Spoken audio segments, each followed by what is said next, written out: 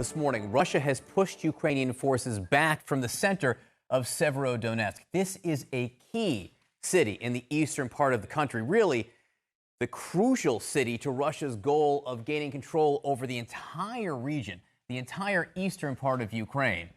Let's go to Kyiv now. We're joined by CNN's Matthew Chance, who is there. And in a way, the battle for this part of the country has reached this critical stage where it's become this fierce back and forth effort, and the sides are getting worn down, Matthew.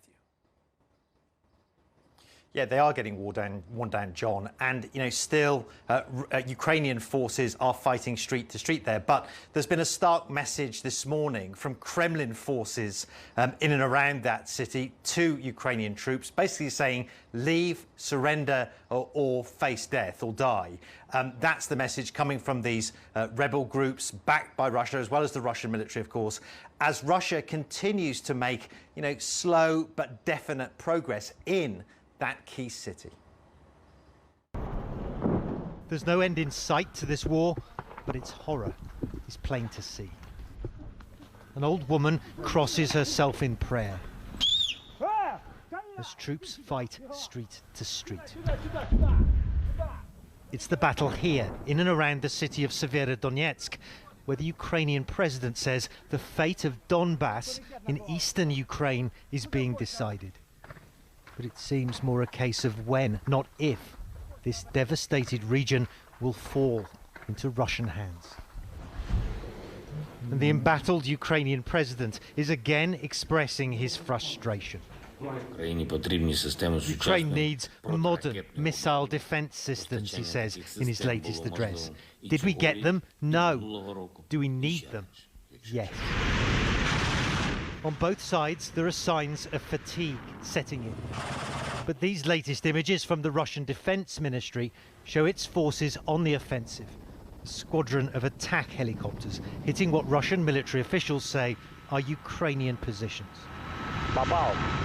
Target hit, the pilot reports. Thanks very much, guys. God be with you, comes the response. By concentrating its fire, Russia appears to be gaining momentum.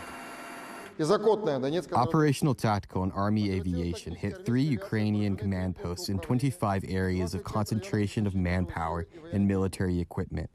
As a result, more than 150 Ukrainian nationals, 6 tanks, 5 field artillery pieces, and 10 special vehicles for various purposes were destroyed. Of course, Russia is paying a heavy price for waging this war, what it calls its special military operation in Ukraine too. It's estimated to have lost thousands of troops and countless tanks and other armoured vehicles, some of which have been placed here in the centre of the capital, Kiev, on public display.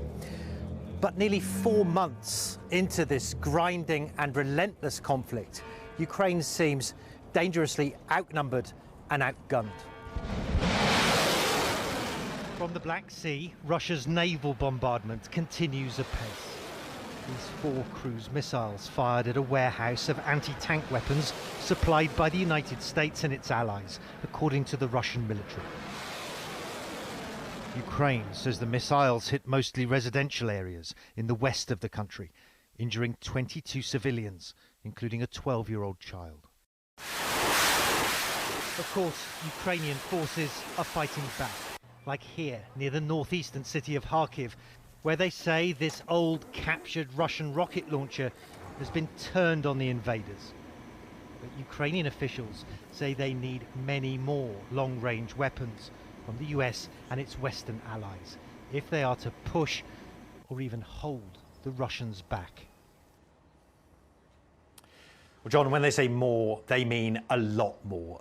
Ukrainian officials, rather, are talking about the need for heavy weapons parity with Russia in order for them to end this war. And they say that means hundreds of tanks, hundreds of rocket launcher systems like the one we just saw, and more sophisticated ones, artillery pieces, armoured vehicles, drones, all over and above the $40 billion in military aid the Biden administration has already pledged. They want more, not just to hold the Russians back, but ultimately they hope to try to push them out, and it's hard to imagine how that would happen. Matthew Chance for us in Kyiv, thank you so much.